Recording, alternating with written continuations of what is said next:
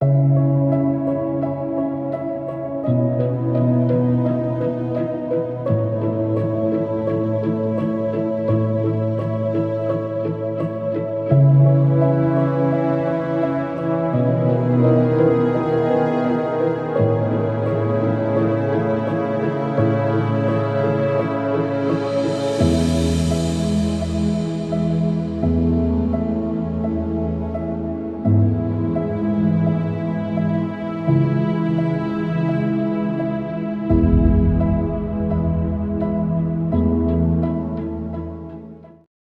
only British. And natives or locals like us were not allowed to come here. Wow. Interesting. So when it was due for us to gain independence, symbolically and also to kind of spite the British, he chose the same grounds where he made his independence speech. So that's the importance of the memorial built on this particular grounds. So as part of our tour, we're going to visit the museum where we got his pictures and some of his personal stuff. We also have a mausoleum where he was laid to rest. And there's also his statue and other ones on that side.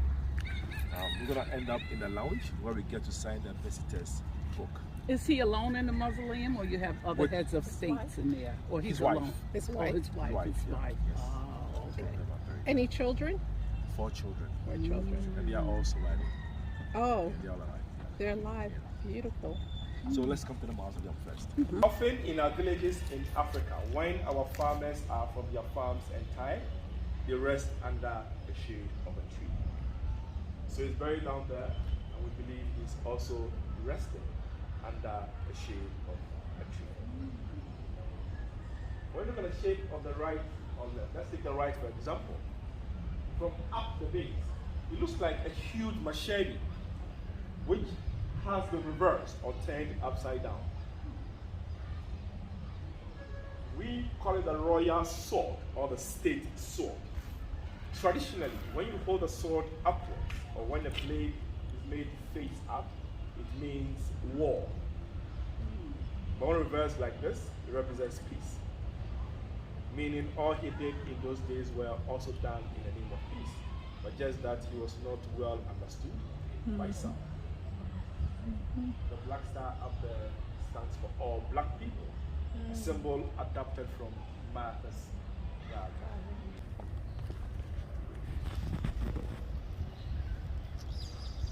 This happens to be his 3rd burial place. Wow. They moved a couple of times.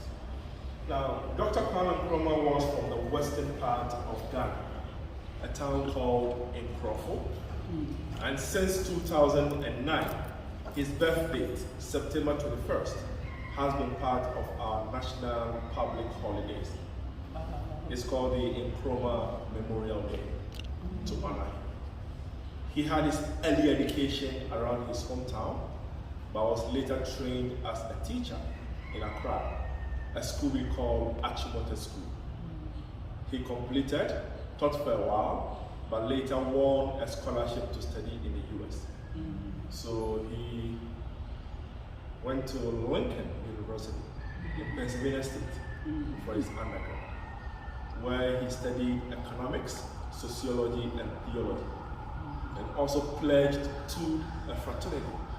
He belonged to Phi Beta Sigma at Lincoln. So from Lincoln, University of Pennsylvania, where he got his master's degree, he read education and philosophy. After UPenn, he went back to Lincoln University to teach in African history and languages. And even in the early part of 1945, he was also voted Professor of the Year at Lincoln. But late 1945, he left US altogether to England to pursue his PhD at London School of Economics. But whilst in England, he then got an invitation from the first political group that was formed back home for him to return and help the struggle for independence. They only heard about him because he was someone who had always been very passionate about Africa that is liberated and also united, so what we call Pan-Africanism. So in England, he got himself also involved in organizing some Pan-Africanist conferences. He became very popular in London. That's how the group over here heard about Kwame Nkrumah. He joined them as their general secretary, but a year and a half later, he left that group due to issues of ideology. He was very radical, so was saying independence or self-government now. His friends were saying later, in the shortest possible time, so he left. And later, to also put some kind of pressure on the colonial government for independence, he then declared what he called positive action against British colonial rule. By that, he was organizing a series of protests against the British for independence. And his catchphrase then was that, quote, "We prefer self-government with danger to servitude in tranquility." That brought some chaos. So the colonial government had him arrested. He was then charged with organizing an illegal strike and also treason. So they sentenced him to serve a 3-year jail term at James Fort Prison, which is just down the road here. But whilst he was still in jail, our people were also putting pressure on the colonial government so he could be released. That then forced the British to organize elections to elect people into our first local parliament. Luckily for Kwame Nkrumah, his name was also added to the ballot as a candidate, even though he was still in jail. The British only allowed that as a mere formality. But that later became a mistake for them, because when the elections were over, he actually won. So he got elected whilst from jail. So that forced them to release him prematurely. He had then served 1 year, 2 months, instead of 3 years in jail. And they only released him because he got elected. He came out and became leader of government business, worked with the colonial government until it was due for us to gain independence. So on the eve of 6 March 1957, he chose this particular ground where he made his independence speech. And Ghana was the first country south of the Sahara to get independence then. So when he was making his speech, among the things he said was that the independence of Ghana is meaningless unless it was linked up with the total liberation of the African continent. And that it was time to prove to the whole world that given the same opportunity, the black man was also capable of managing his own affairs. So he actually inspired and influenced independence across the continent and also part of the Caribbean. Soon he became our prime minister, whilst the Queen of England remained our head of state. Until 3 years later, July 1st, 1960, Ghana became a republic. And then he got sworn in as our first president. So he led us, did what he could for us, and he was someone who also had strong socialist views. So all his policies were driven by that.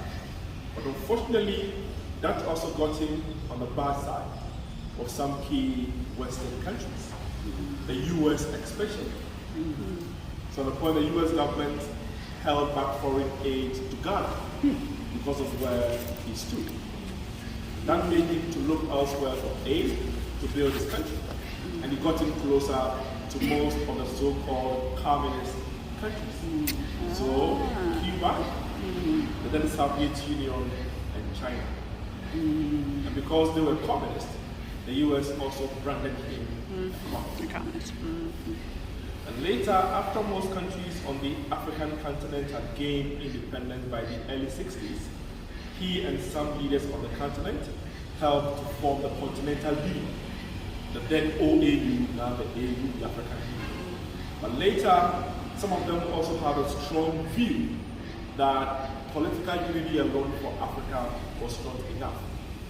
But then there was also a need for Africans to unite economically so we could protect our natural mineral resources from continuous foreign exploitation.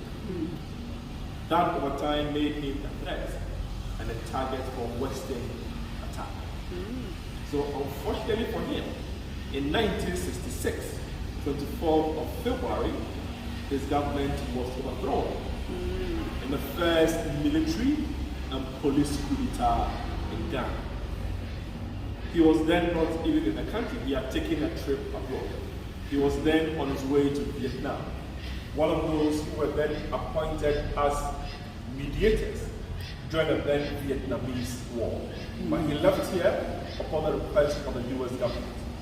So whilst he was away, conveniently, some of his army generals stayed the military and police group behind him. So the broken statue you saw out there was destroyed during the coup. It used to be complete. So that eventually sent him into exile in a country called Guinea, also in West Africa, where they accepted him and also made him their co-president because he played a key role in Guinea's independence struggle as well. That was where he lived till he fell sick in 1971. They took him to Romania for proper medical attention, where he died of prostate cancer in 72 at 63 years old. So they embalmed him in Romania and then took him back to Guinea, where he was given a state funeral and burial as co-president. But then 3 months later, they transferred him from Guinea back to his family house in Ghana, because at the time he died, unfortunately his mother was still alive. And he happened to have been the mother's only child.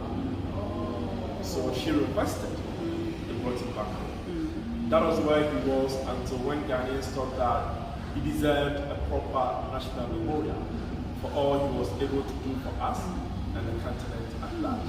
So this was built in 1991. And when he finished here, he was then transferred from his family house here. So his third and hopefully his last resting place. This is built of Italian marbles, but the architect was Ghanaian. Oh, wow. Beautiful. And even though the coup against his government was locally staged, we found out later it was actually foreign funded. That was after some of the files of the US CIA got declassified in the early 80s that showed the US involvement for two obvious reasons. One, because he was a socialist, and most of his friends were communists. So he was very good with the late Fidel Castro of Cuba. And when he died, Castro came to his funeral. Secondly, because he had become the most influential African leader, and the one also leading the talk on Pan-Africanism and saying things like Africa is for only Africans and that we must protect what we have from foreign exploitation, which was and still is a threat to Western interests because most African minerals are largely mined by Western companies in Asia. So they serve as a threat because he was very influential as well. That's how his government was eventually overthrown. And to make a more practical statement to his talk about Pan-Africanism, he eventually married an African. His wife was an Egyptian who was called Fakia Nkrumah. And their union was also a politically arranged one. It was done by the then Egyptian president, who was called Gamal Abdel Nasser. It was kind of an attempt to unite Arab Africa to Sub-Saharan Africa, let's say Black Africa. So that's what happened.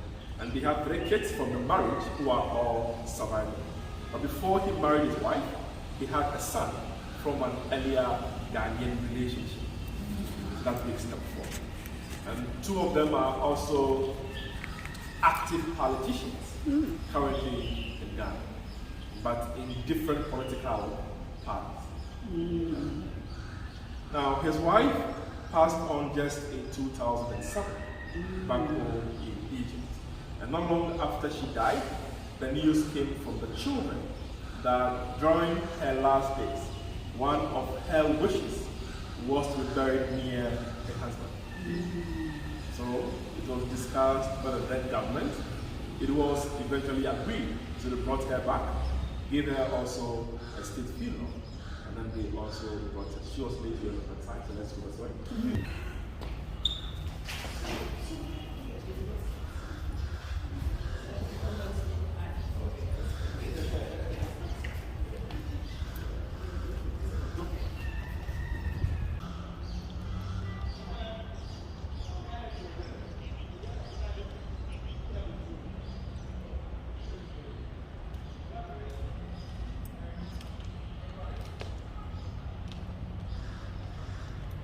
Exactly where he made his independence speech from, 6 March 1907. And because Ghana was the first country to get independence then, among those in the crowd to listen to him deliver his time was Martin Luther King Jr. Now he came when Nkrumah gave his speech. It was after his experience in Ghana that he gave the Have a Dream speech back in the States. The statue is pure bronze from Italy, and his posture means forward ever, backwards never, which happens to be the slogan of his political party, CPP, forward ever, backwards never. And since this monument was built, we've also had some prominent personalities visiting. Some of them, when they came, were made to plant trees to show their presence here. So right in front of us is a mango tree, which was planted by the late Nelson Mandela of South Africa. He was here in 1991. We have a tree also planted by the late Robert Mugabe of Zimbabwe, and there are others by different African heads of state also. Now, in front of the statue, we have other ones, blowing horns. Those ones are expressing an aspect of our traditional culture. In Ghana, especially in the south, when we have a festival or a big occasion and a chief or the king is coming, often some of his servants would go ahead of him, blow to announce his arrival. Similarly, when an important person dies, traditionally, we also blow horns to announce the person's death. So symbolically, they are doing the same thing. But the only difference is that they blow the horns in real life while standing. They don't kneel. But here they are kneeling because they are giving him honor or respect. And when you count them, we have 7 of the horn blowers on each side. To us, the number 7 represents the completion of creation. That's 7 days for.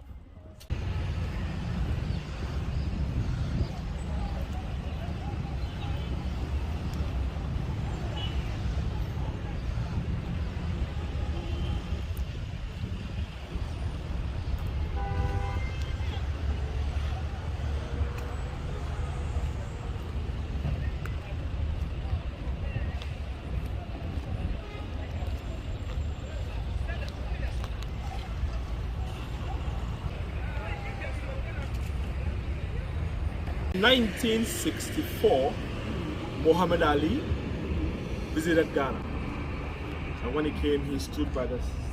Let's take a photo. I have a picture of that in the museum. So the statue was complete. As I said earlier on, it was during the military coup that it got vandalized. Even the head of the statue was missing. Returned just recently. It was only in 2009 that an old lady returned it. We were told that she was one of his supporters. So more or less she found and kept it safe for all these years. And for us to also keep the history still alive, that is why the head was mounted separately from.